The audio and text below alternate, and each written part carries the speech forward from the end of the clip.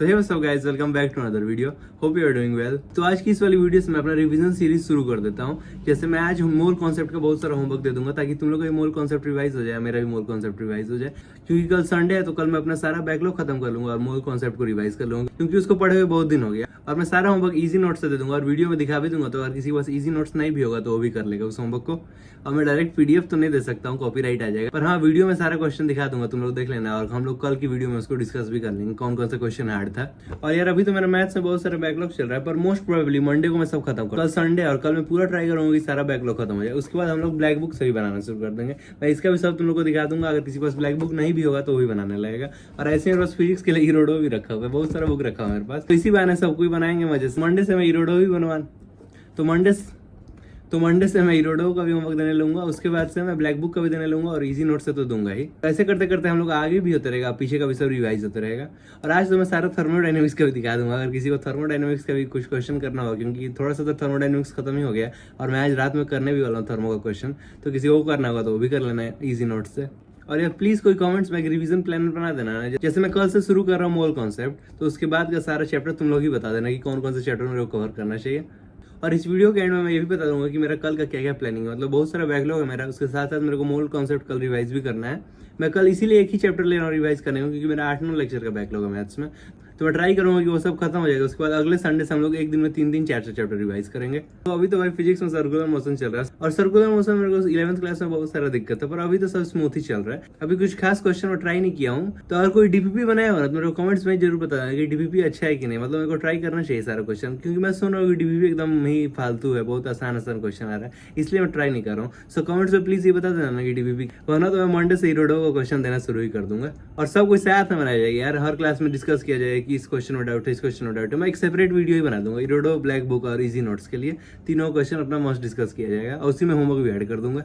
बस मेरा बैकलॉग खत्म हो जाना, तो उसके बाद तो बहुत सारा चीज सोचा हूँ मैं। शुरू में तो सर लास्ट क्लास का होमवर्क डिस्कस किया। और देखो बहुत सारे लोग जो होता है ना, होमवर्क बना के भी नहीं जाता है। मतलब किसी कारण से अगर किसी का छूट जाता है तो वो बना के भी नहीं जाता है, सिर्फ क्लास में बैठ के देखते रहता है। जैसे मेरा खुद भी कल रात में होमवर्क छूट गया था, मतलब बना नहीं पाया था। मैं मैथ्स का बैकलॉग खत्म कर रहा था मैं। तो मैं पता क्या किया, जब ये क्लास में चल रहा था ना तो पॉज कर करके एक क्वेश्चन खुद से बनाया था मैं, और मैक्सिमम बन ही गया था। एक दो बस ये वाला एक नहीं बना था, बहुत ईजी था, मेरे को समझ ही नहीं आया था। ये वाला नहीं बना था, पता नहीं इसमें क्या करना था, मतलब आंसर नहीं आ रहा था मेरा। प्रोसेस तो सब समझ आ ही गया था मेरे को। उसके बाद सर शुरू किया सर्कुलर मोशन डायनेमिक्स, और 5 एग्जांपल में सर पूरा सर्कुलर मोशन निपटा दिए। और ये वाला थोड़ा मेरे को समझने में दिक्कत हुआ था शुरू में कि फ्रिक्शन अंदर क्यों लग रहा है, मतलब मोशन तो उधर जा रहा है तो फ्रिक्शन इधर लगना चाहिए ना। मतलब मान के चलो मोशन -k में जा रहा है तो फ्रिक्शन इधर लगना चाहिए था ना। पर फिर मैं देखा कि रोटेशन गोल गोल घूम रहा है, और सर भी बोले कि ज्यादा फील के चक्कर में मत रहो, वही होता है। तो मैं समझ गया। इसको वजह फ्रिक्शन 2 पार्ट में टूटा ना भाई, ये क्वेश्चन भी जबरदस्त था। मतलब मैं 11th-12th में कोई क्वेश्चन देखा नहीं था, ये साथ में ज्यादा प्रैक्टिस भी नहीं किया था। तुम लोग देखोगे तो जरूर बताना। और भाई इतना लेजेंडरी क्लास हुआ आज, इतना अच्छा टॉपिक पढ़ाया। होमवर्क दे देते तो क्या ही मजा आता, पर आज देख रहा हूँ होमवर्क ही नहीं मिला, एक भी क्वेश्चन नहीं मिला। एक बस शायद कल ही का होमवर्क है, बस वही है। जब मेरा होमवर्क बनाने का मन रहता है तो सर होमवर्क ही नहीं देते हैं, जो मेरे पास टाइम नहीं रहता तो सर भर भर के होमवर्क दे देते हैं।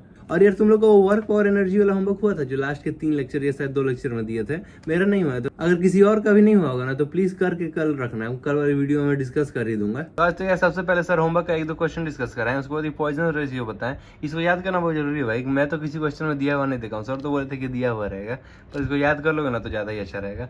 और इसको फ्रैक्शन में याद करोगे ना तो ज्यादा अच्छा रहेगा। ऐसे याद करने में तो मेरे को पॉइंट में तो मल्टीप्लाई करने में दिक्कत होगा, ऐसे फ्रैक्शन में याद कर लेना, कट जाएगा जल्दी जल्दी।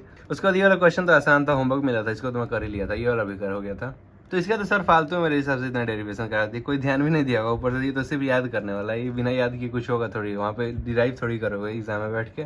और रिवर्सिबल का भी बता दिए सर, इरिवर्सिबल का बता दिए। राहुल रूडी सर ना रिवर्सिबल का नहीं बताते भाई, मेरे को आज तक याद है, उससे भी इरिवर्सिबल का बताया। और बहुत कॉम्प्लिकेट कर दिए थे, सब चीज़ को अलग अलग लिख दिए थे, बहुत ज़्यादा ही कॉम्प्लिकेट हो गया था सब चीज़।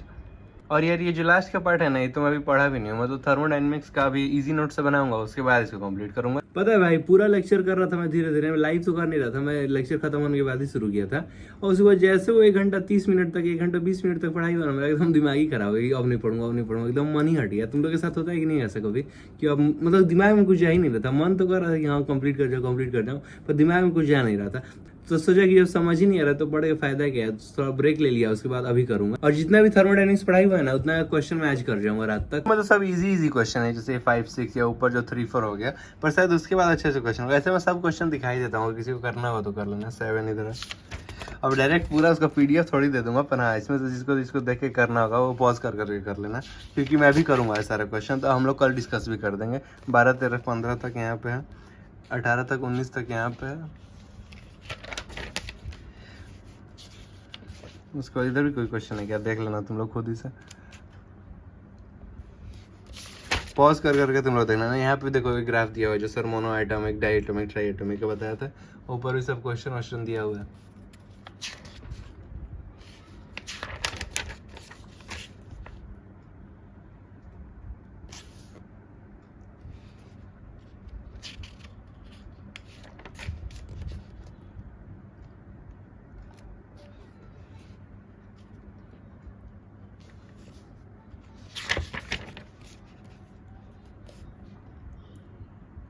बाकी सर यहीं तक पढ़ा है, तो मैं यहाँ तक 51 क्वेश्चन तक कल डिस्कस करूंगा कि कौन कौन सा क्वेश्चन हार्ड था, कौन कौन सा क्वेश्चन नहीं।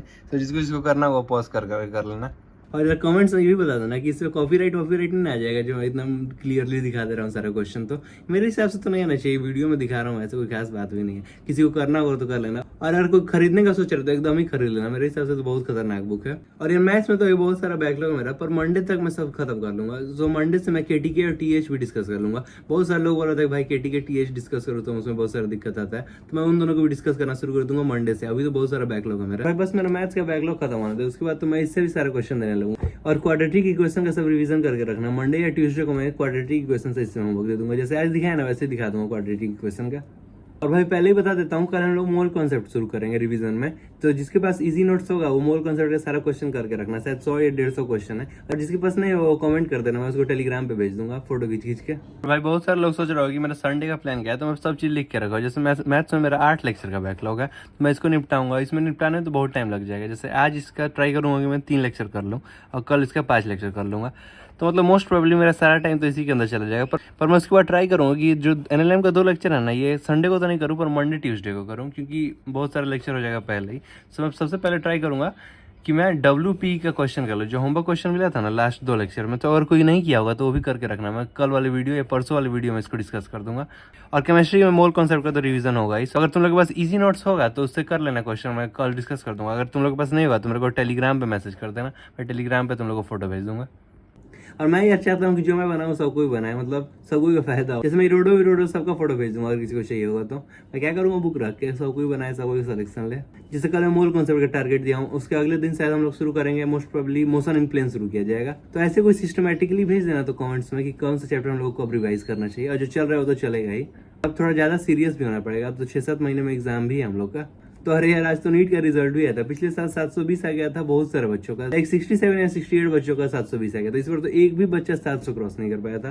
जब मैं फिजिक्स का क्वेश्चन देखा था ना तभी पता चल गया था, मेरे से खुद ही नहीं बन रहा था कितना सारा क्वेश्चन। सरफेस टेंसर वाला क्वेश्चन थोड़ा समझ भी नहीं आया था, क्योंकि वो जो फ्लूइड्स मैकेनिक वाला चैप्टर रहता है ना, वो मेरा बहुत ज्यादा ही वीक है। पर इस साल मैं सब स्ट्रॉन्ग करके जाऊंगा, और ज्यादा उसमें टाइम वेस्ट नहीं करना है कि ये PW से एयर वन आ गया, आकाश से एयर वन आ गया, एलन से एयर वन आ गया, कोई भी एयर वन आया, हम लोग को क्या फायदा है इसमें। और ये फालतू का डिबेट है यार कि PW से पढ़ो तो भाई सब जगह जाके लड़ो कि PW। मैं बोलता हूँ भाई एलन ही अच्छा है, या भाई कोई भी अच्छा है, मेरे को अपने से मतलब है, कोई पैसा थोड़ी दे रहा है। बस अपना पढ़ो और अपने पे ध्यान दो। बाकी एयर वन कहीं से है, मेरे को क्या मतलब, मैं सेलेक्ट हो जाऊँ, बाकी एयर वन कहीं से है, या कोई पैसा ही देगा क्यों ना लाए, हम लोग उससे क्या मतलब है, इसमें क्या लड़ना है यार। हम लोग का कितना रैंक आ रहा है उससे मतलब होना चाहिए। एयर 1, एयर 2, एयर 3 तो पहले से ही सिक्योर है सब। और रैंक बेचना तो मेरे हिसाब से अच्छी बात होती है। मेरा खुद रैंक ज्यादा आता ना, 1-2-3 आता है, कोई 10-20 लाख रुपए दे रहा होता है, जैसे सब बोलता है कि 1 करोड़ का पैकेज उठा लिया एग्जाम से पहले, तो मैं तो साफ बेच देता है, इसमें क्या दिक्कत है। 10 लाख रुपए दो मेरे को बस। That's all for this video, see you in the next vlog. और अपना सारा होमवर्क रेडी करके रखना, कल मैं सब डिस्कस करूंगा।